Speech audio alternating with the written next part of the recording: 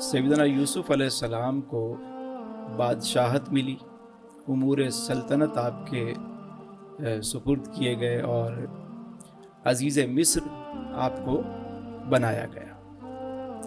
कहाँ वो कुएं में फेंकना, कहाँ मिस्र के बाज़ार में फ़रोख्त होना, कहाँ 12 साल तक जेल में गुजारना, क़ैद में गुजारना, और उसके बाद अल्लाह ताला का निज़ाम और इंतज़ाम और इंसराम देखिए कि आपको अज़ीज़ मिस्र बनाया गया। अब जब आपको अज़ीज़ मिस्र बनाया गया तो बादशाह ने कहा कि आपको अपनी टीम बनानी चाहिए।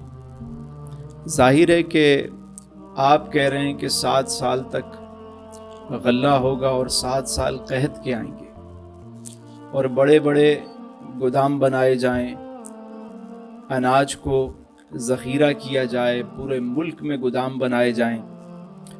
तो ये पूरा सिस्टम चलाने के लिए आपको कितनी बड़ी टीम चाहिए, और वो टीम आप कहाँ से लाएंगे? ये मेरे वज़रा हैं, वज़ीर हैं, मुशीर हैं, जो आपको चाहिए आप ले लें इसमें से।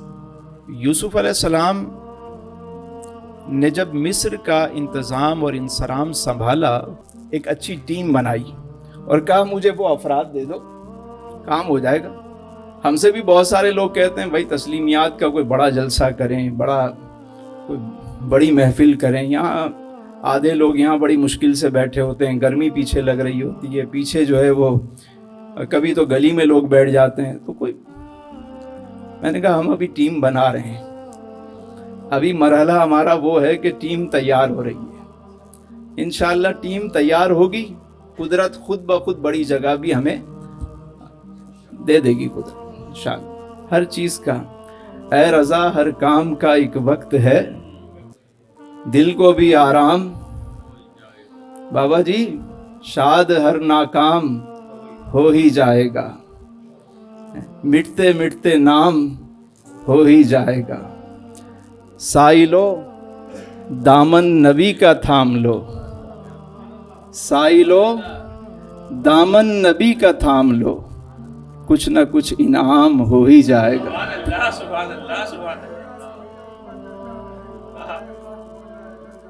वाह। तो यूसुफ अलैहिस्सलाम ने अपनी टीम बनाई। तो टीम बनाने का एक वक्त होता है, टीम बनाइए। काम करना है तो आपके पास अच्छी टीम होनी चाहिए। ना अहलों की बहुत बड़ी फौज हो, उससे कोई फ़ायदा नहीं है। शहर में बहुत सारी रोज़ाना बड़ी बड़ी महफिलें होती हैं, जलसे होते हैं, लेकिन तरबियत कितनी होती है वो आपके सामने है।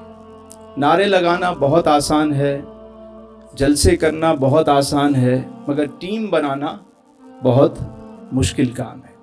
जो टीम बना लेगा वो कामयाब हो जाएगा। तो हम भी देख रहे होते हैं, यहाँ पे हमें नज़र आ रहा होता है पोटेंशियल किसमें है, कौन क्या है, निगाहें देख रही होती हैं। आते बहुत सारे हैं, कई आते हैं वो नारे लगाते हैं, कई जुमेरात उसके बाद गायब हो जाते हैं, हमें पता होता है। कई ऐसे हैं वो आए और यहीं के होके रह गए। तो मैं तो कहता हूँ अगर मैं 12 अफराद भी तैयार करने में कामयाब हो जाऊँ ना, तो मेरी ज़िंदगी का मकसद हासिल हो जाएगा। तो बहुत बड़ा मजमा नहीं चाहिए, और वो करम कर दें तो फिर हज़ारों लाखों में काम हो जाएगा। तो पहली बात क्या हुई कि टीम बनाई, टीम बन गई, काम शुरू हो गया। इतने में सैयदना यूसुफ अलैहिस्सलाम के जो भाई थे, ज़ाहिर है वो कहत खाली मिस्र में तो नहीं था, अतराफ में भी था।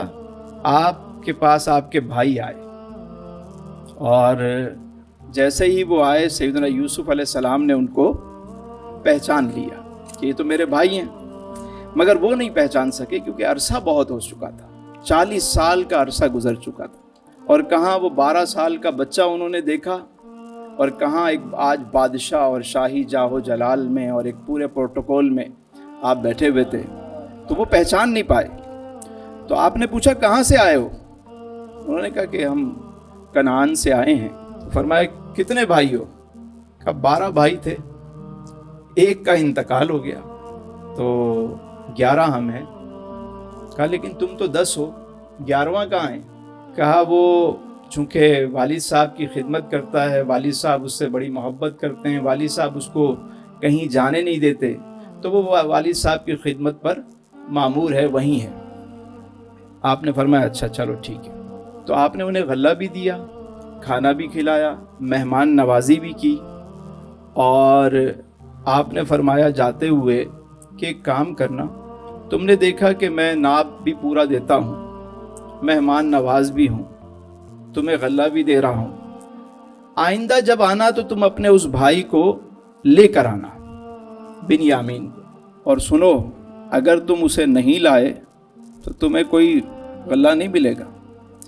یعنی ایک دھمکی بھی لگائی اور پیار بھی دیا، دونوں کام ہونے چاہیے نا۔ مقصد یہ تھا کہ وہ لے کر آئیں، اور جب وہ جانے لگے تو آپ نے اپنے غلاموں سے کہا کہ ان کے جو اناج کے بیگ ہیں، انہوں نے جو پیسے دیے ہیں، وہ سارے واپس اس کو پیک کر کے ان کے غلے کے اندر ڈال دو، کیونکہ یہ چونکہ دور سے آئے ہیں، پردیسی بھی ہیں، پھر ہو سکتا ہے انہیں ضرورت پڑے۔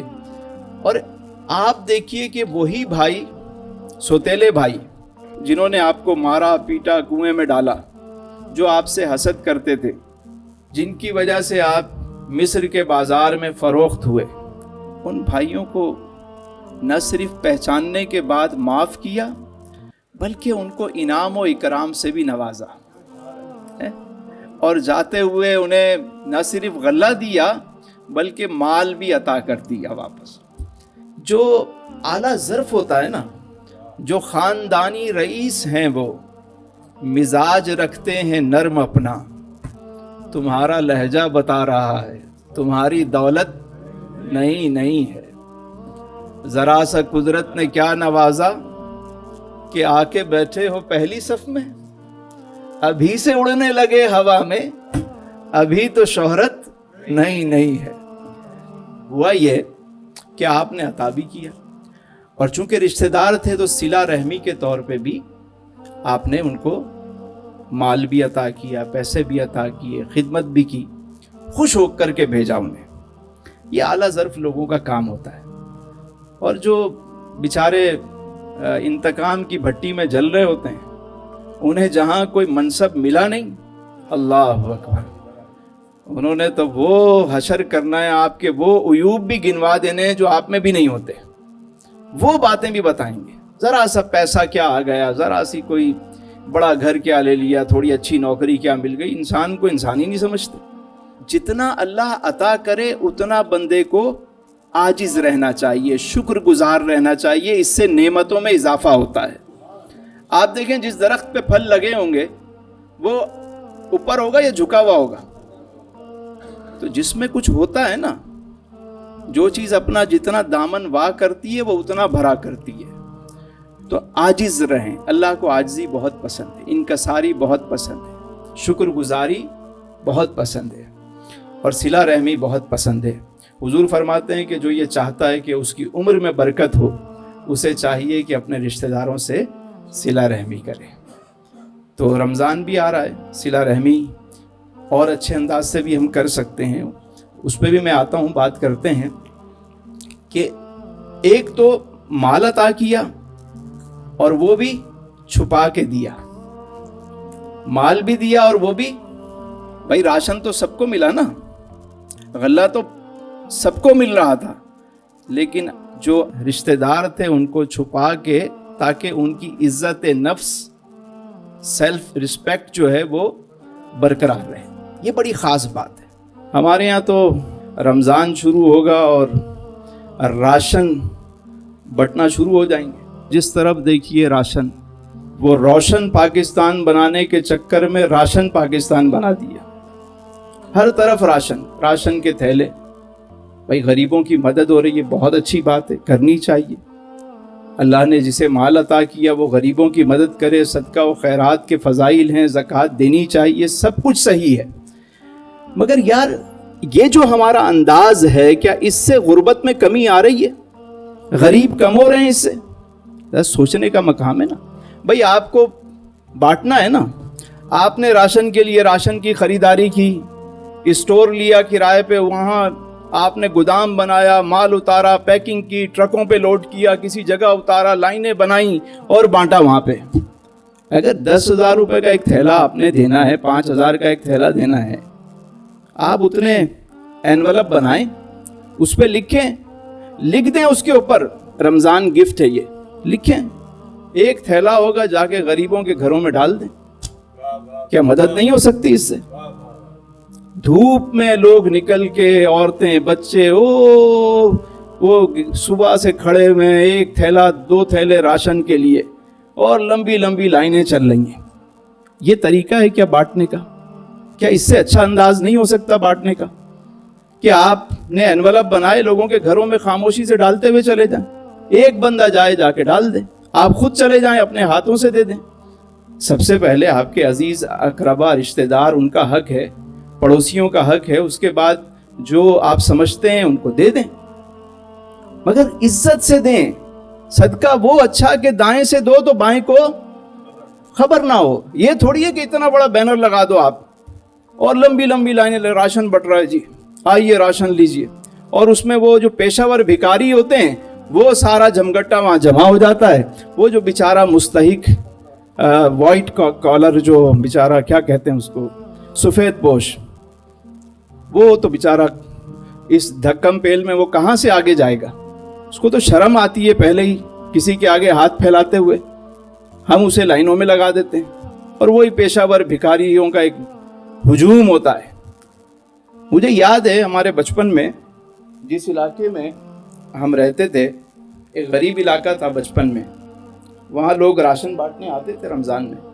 हम भी जितने बच्चे थे, नौजवान, तो वो वॉलंटियर जो है वो, भाई चलो किसी के घर में, वो बच्चों को कहते हुए सारे जमा हो जाओ, थैले पहुँचाने हैं। हम भी, अरे नेक काम का जज्बा तो शुरू से ही था, तो अपने दोस्तों को जमा करते चलो। वो एक हाजी साहब आते, उनके साथ हम जब जाते तो वो गरीब बस्तियों में जाते थे। मगर एक चीज़ देखिए, अब जो राशन तकसीम होता है, अब ये जो लंगर खाने खुले में, एक चौरंगी पे 4 लोग बैठे हुए, 4 तंजीमें, एक इधर है, एक बकरा खिला रही है, तो एक मुर्गा खिला रही है, तो एक पता नहीं वो शुतुरमुर्ग खिला रही है, तो एक, चारों एक जगह बैठे हुए। क्या उस जगह पे इतनी नीड है 4 अफराद की बैठने की? पोश एरिया के अंदर क्या पब्लिसिटी नहीं है? मशहूरी के लिए नहीं बैठे हुए। एक चौरंगी पे 6 लोग बैठे हैं। भाई क्यों बैठे हो? 6 की जरूरत है वहां पे? वो बस्ती में क्यों नहीं जाते कि जहां वाकई मुस्तहिक लोग रहते हैं, वहां पे राशन लंगर खाना क्यों नहीं खोलते? क्योंकि वहां किसी को पता नहीं चलेगा, मशहूरी नहीं होगी, गरीब तो खा लेंगे, लेकिन ये पब्लिसिटी कैसे होगी? मतलब हम कौम को किस तरफ लेकर चल पड़े हैं, और एक भेड़ चाल है, बस हर बंदा वो अब एक NGO बनाता है। और तो वो हम हाजी साहब के साथ जाते थे बचपन में, तो मुझे याद है बाबा जी, जब हम किसी दरवाजे पे नॉक करते, कोई बड़े साहब आते, कोई बड़ी भी आती, आके पूछती, भाई ये ज़कात का माल है? हम कहते हैं, वो बताते हाँ ज़कात का माल है। ये सदका है? बोला हाँ सदका है। बोला नहीं चाहिए। क्या कहते थे? नहीं चाहिए, जाइए। हम देखते कि यार ये झोपड़ी में रहने वाला शख्स है, इंतहाई गरीब है, लेकिन उसकी खुददारी थी, नहीं चाहिए, ले जाओ। आज आप शहर के चौक पे खड़े हो जाएं और बैनर लगा दें कि ये ज़कात का माल है, सदके का माल है, लोग कपड़े उतार के ले जाते हैं। हिस्स खत्म हो गई। एक तंजीम का मुझे पता चला, बोला मैं गया एक इलाके में, आसिफ भाई के इलाके में मैं गया, तो वो मुझे बता रहे थे कि भाई लास्ट जो है वो हमारे यहाँ 25 करोड़ रुपए का राशन बांटा है एक तंजीम ने। तो मैंने कहा बड़ी अच्छी बात है, फिर तो गुर्बत आपके यहाँ ख़त्म हो गई होगी। नहीं, इस साल उससे डबल जो है वो एप्लीकेशन आ गई। मैंने कहा 25 करोड़ रुपए का राशन बटा है, और कह रहे हाँ इस दफ़ा और ज़्यादा एप्लीकेशन आ गई हमारे पास। अगर उस 25 करोड़ रुपए से एक इंडस्ट्री लगा देते आप, चंद फैक्ट्रियाँ लगा देते, पूरा साल लोगों को रोज़गार भी मिलता और वो अपने पाँव पे भी खड़े हो जाते। ये छोटे छोटे उनको कोई कारोबार करा देते आप। 25 करोड़ रुपए एक इलाके के अंदर बटे हैं। और क्या सिर्फ गुर्बत सिर्फ रमज़ान में होती है? पूरा साल नहीं होती। बाकी 11 महीने क्या करेंगे वो?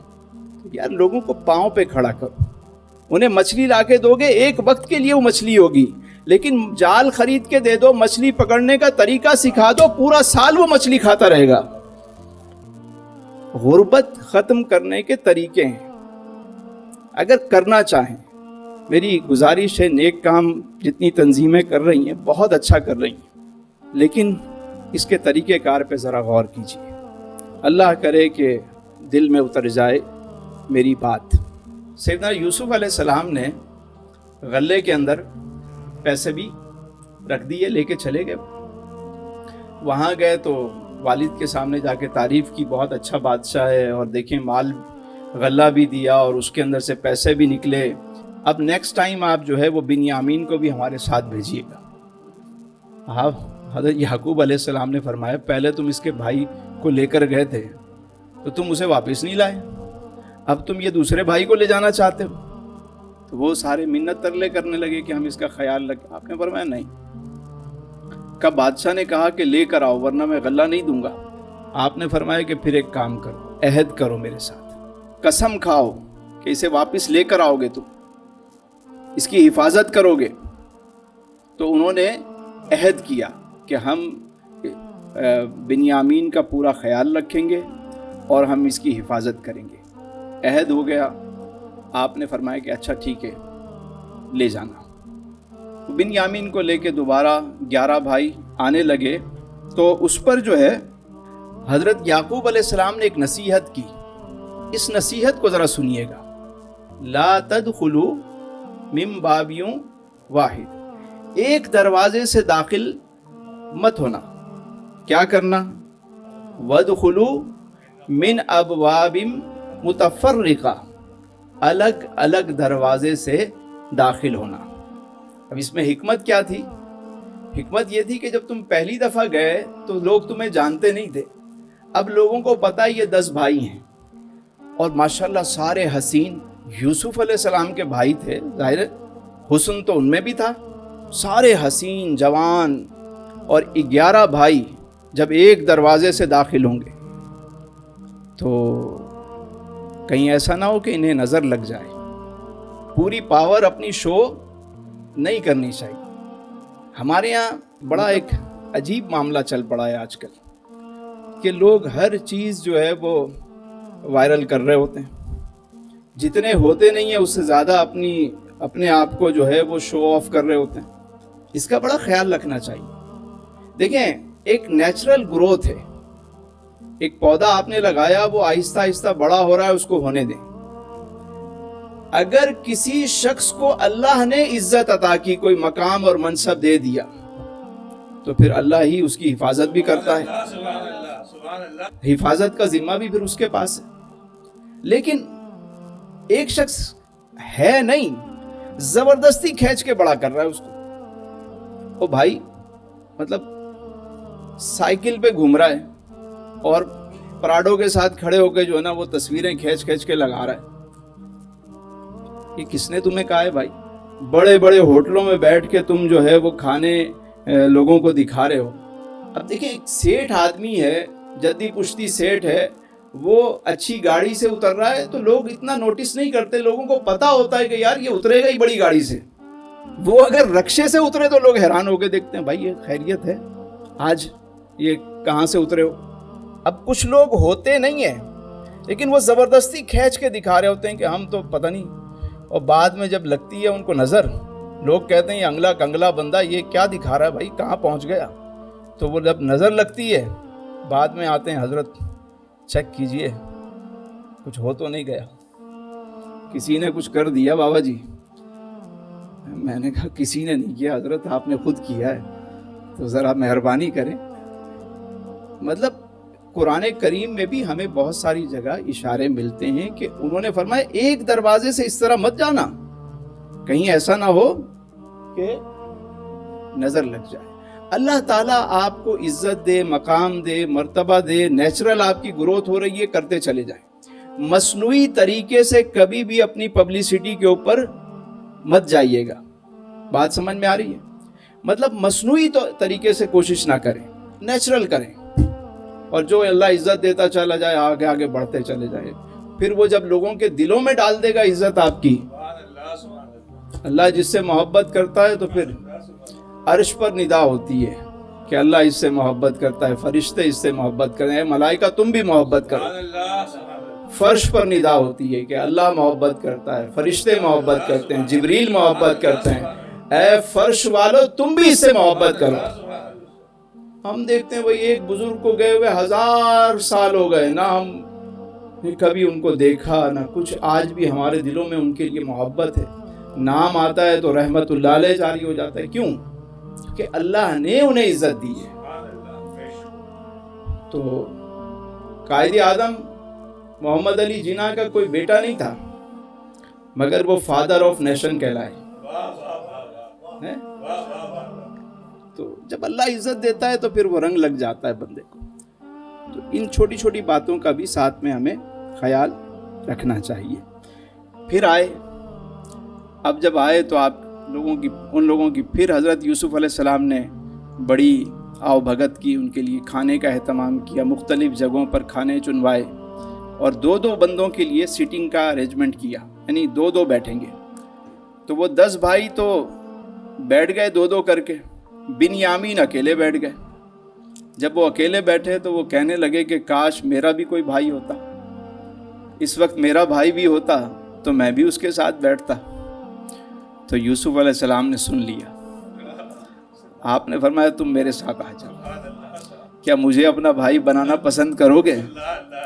کہنے لگے یہ آپ جیسا بھائی تو بڑی بات ہے، مگر یعقوب علیہ السلام کا فرزند ہونا تو بہت ہی کمال کی بات ہے۔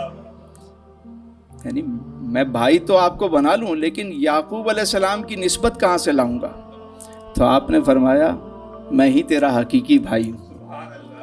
اور دونوں بھائی آپس میں ملے، اور جو کیفیت ہوئی ہوگی، پھر وہ کہنے لگے بنیامین کہ بھائی میں اب آپ کو چھوڑ کے کبھی نہیں جاؤں گا، بس میں چاہتا ہوں کہ آپ مجھے اپنے پاس رکھ لیں، اپنے ساتھ رکھیں۔ آپ نے فرمایا میں رکھ لوں اگر، تو یہ تو پھر سارا ایک بڑا معاملہ کھڑا ہو جائے گا، وہ والد کو بڑا رنج پہنچے گا، اس کے لیے کیا کریں؟ تو وہ کہنے لگے کہ ہمارے یہاں ہماری شریعت میں یہ ہے کہ کوئی ایسا طریقہ نکالتے ہیں، ہیلا کیا گیا کہ جب مال روانہ ہو تو میرے مال میں کوئی ایسی چیز رکھ دیجئے گا کہ جو مجھ سے برآمد ہو۔ اور پہلے یہ ہوتا تھا کہ اگر کسی سے کوئی چیز برآمد ہو گئی، کوئی چوری والی چیز برآمد ہوئی، تو وہ اس شخص کو جس کی چوری ہوتی تھی وہ اپنا غلام بنا کے اپنے پاس رکھ لیتا تھا۔ تو جب یہ سارے بھائی مال لے کر جانے لگے تو باہر سیکیورٹی والوں نے روک لیا کہ بھائی مال کی تلاشی دو، بادشاہ کا ایک پیالہ گم ہو گیا۔ سب کے پاس چیک کیا گیا تو وہ بنیامین کے پاس سے برآمد ہوا، کہ بھائی آپ نہیں جاؤ گے۔ تو وہ بھائی پریشان ہو گئے کہ ہم تو عہد کر کے آئے تھے۔ ایک کہنے لگا کہ ایک کام کریں، ہمارے والد ضعیف ہیں، ان کو بڑا رنج ہوگا، آپ ہمیں رکھ لیں، ان کو جانے دیں۔ فرمایا نہیں، جس سے برآمد ہوا اسی کو رکھا جائے گا، ہم تو اسی کو رکھیں گے۔ آپ کو روک لیا گیا۔ تو ان کا جو بڑا بھائی تھا وہ کہنے لگا کہ میں تو نہیں جاؤں گا، میں تو یہیں رہوں گا، میں والد سے وعدہ کر کے آیا تھا، میں کیا منہ لے کے جاؤں گا، میں انتظار کروں گا اللہ کوئی سبب بنائے۔ باقی بھائی گئے، والد صاحب کو بتایا کہ اس طرح معاملہ ہو گیا۔ تو یعقوب علیہ السلام بھی اللہ کے نبی تھے، فرمایا فصبر جمیل، میں پھر صبر کروں گا۔ اور بچوں سے کہا کہ گھبراؤ نہیں، دوبارہ جاؤ، جا کے یوسف کو اور بنیامین کو تلاش کرو۔ وہ کہنے لگے یوسف کو تو زمانہ ہو گیا، آپ ابھی بھی ان کو نہیں بھولے؟ کیونکہ حضرت یعقوب علیہ السلام حضرت یوسف علیہ السلام کی جدائی میں جبکہ جانتے تھے کہ آپ زندہ ہیں، کہ انہوں نے ملک الموت علیہ السلام سے پوچھا تھا کہ یہ بتاؤ کہ کیا تم نے یوسف کی روح قبض کی ہے؟ کہا نہیں، میں نے روح قبض نہیں کی۔ تو آپ نے فرمایا اس کا مطلب ہے میرا بیٹا زندہ ہے۔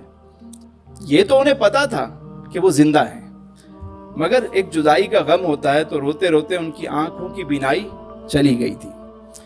اب یہ دوسرا صدمہ، تو آپ نے فرمایا ہمت نہیں ہارو، جاؤ ڈھونڈو، مایوس نہیں ہو اللہ کی رحمت سے، جو میں جانتا ہوں وہ تم نہیں جانتے، جاؤ۔ تو وہ بھائی واپس آئے، کچھ پیسے بھی لے کر آئے کہ بھائی یہ پیسے دے کے فدیے کی رقم دے کے ہم انہیں لے لیں۔ دوبارہ یوسف علیہ السلام کے پاس آئے اور کہنے لگے کہ آپ کریم ہیں، ہم غریب ہیں، کرم کیجئے، یہ کچھ پیسے بھی لائے ہیں آپ کے لیے، کرم فرمائیے۔ یوسف علیہ السلام کو ان کی حالت پہ ترس آ گیا، آنکھیں بھی نم ہوئیں، تھوڑی دیر خاموش رہے، پھر فرمانے لگے کہ اچھا یہ بتاؤ کہ تم نے جب یوسف کو کنویں میں ڈالا، اس پر جب تم نے ظلم کیا، اس کو اپنے باپ سے جدا کیا، جب تم نے اس کو بیچ ڈالا تو تمہیں اس وقت کوئی خیال نہیں آیا؟ یہ بول کر حضرت یوسف علیہ السلام مسکرا دیے۔ تو جیسے ہی مسکرائے تو دانتوں کی چمک جب انہوں نے دیکھی تو انہوں نے پہچان لیا کہ آپ ان کے بھائی ہیں۔ غور سے دیکھنے لگے، کہنے لگے آپ یوسف ہیں؟ کہا ہاں میں ہی یوسف۔ اللہ نے مجھے یہ سارا منصب، ساری چیزیں عطا کی، میں اپنے رب کا شکر گزار ہوں۔ تو پھر بھائی بڑے خوش ہوئے کہ یہ خبر والد سنیں گے تو بہت خوش ہوں گے۔ پھر انہوں نے کہا کہ والد تو آپ کے غم میں ان کی آنکھیں چلی گئی ہیں۔ آپ نے فرمایا ایک کام کرو، یہ میری قمیض لے جاؤ اور جا کر ان کے چہرے پہ ڈال دینا، اللہ تعالیٰ انہیں بینائی عطا فرما دے گا۔ میری قمیض لے جاؤ۔ اور 200 افراد کا ایک قافلہ ساتھ بھیجا۔ یعقوب علیہ السلام کی فیملی کی جو تعداد تھی وہ 72 تھی، 73 افراد تھے ٹوٹل۔ آپ نے 200 افراد کا ایک قافلہ بھیجا پورے ساز و سامان کے ساتھ، پورے پروٹوکول کے ساتھ کہ جاؤ میری پوری فیملی کو لے کر آؤ، وہاں سے پورے اعزاز کے ساتھ میرے والد کو اور بھائیوں کو اور بچوں کو لے کر آؤ۔ تو وہ یہاں سے روانہ ہوئے اور ابھی یہ قمیض یہاں سے چلی ہے، مصر سے قمیض چلی ہے، اور ادھر حضرت یعقوب علیہ السلام جتنے لوگ بیٹھے ہوئے تھے، پوتے پوتیاں سارے، سب سے فرمانے لگے کہ مجھے میرے بیٹے یوسف کی خوشبو آ رہی ہے۔ خوشبو، یہ خوشبو کا بڑا محبت سے بڑا تعلق ہے، یاد رکھیے گا، محبت والوں کو خوشبو آ جاتی ہے۔ یہ ایک ایسی بات ہے کہ آج تو ڈی این اے نے بھی ثابت کر دیا کہ ہر شخص کی خوشبو، ہر باڈی کی خوشبو جدا ہے۔ تو یہ بڑا راز ہے، خوشبو آتی ہے، محبت والوں کی خوشبو آتی ہے۔ کوئی ایسا بندہ آ جائے آپ کو خوشبو آنا شروع ہو جائے گی، یہ بھی ایک کیفیت کا نام ہے۔ آپ کہیں سے گزریں گے آپ کو خوشبو آ جائے گی۔ صحابہ کرام کہتے تھے کہ جب ہم اپنے سرکار کو، اپنے آقا کو ڈھونڈنے کے لیے کبھی نکلتے تو ہمیں کسی سے پوچھنے کی ضرورت نہیں پڑتی تھی، ہم تو حضور کی کھڑے ہو کے خوشبو کو انہیل کرتے، اندر کی جانب کھینچتے، اور پھر مست اس راستے پہ چلتے چلتے حضور کے قدموں تک پہنچ جاتے۔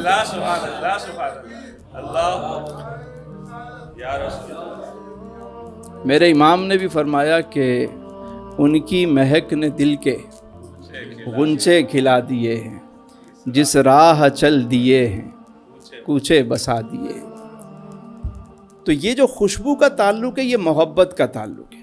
محبت والوں کو خوشبو آتی ہے، اور وہ خوشبو کبھی کبھی بیٹھے بیٹھے بھی محسوس ہوتی ہے۔ اگر یہ کیفیت کیونکہ خوشبو کا تعلق روحانیت سے ہے، اسی لیے کہا گیا کہ ہمیشہ طہارت سے رہیں، پاک رہیں۔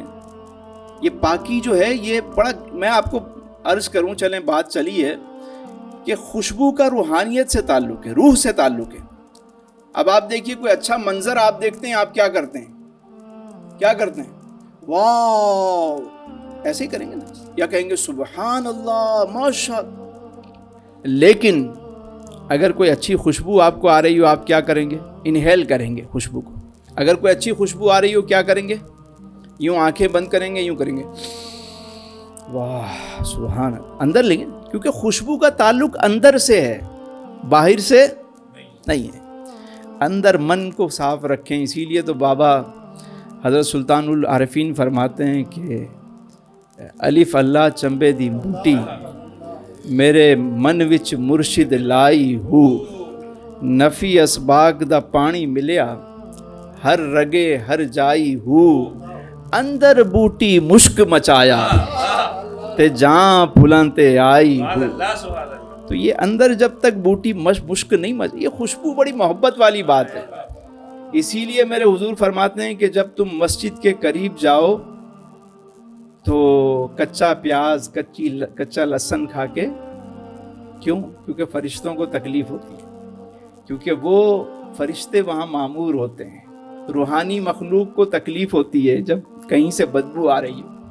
اسی لیے کہتے ہیں کہ جہاں آپ عبادت کیا کریں نا، جس جگہ پہ آپ بیٹھتے ہیں، روز کہیں نفل پڑھتے ہیں، تسبیح پڑھتے ہیں، اس جگہ کو خوشبودار رکھا کریں، کوئی بخور جلا لیں۔ خوشبو کا بڑا مطلب، آپ باوضو رہیں۔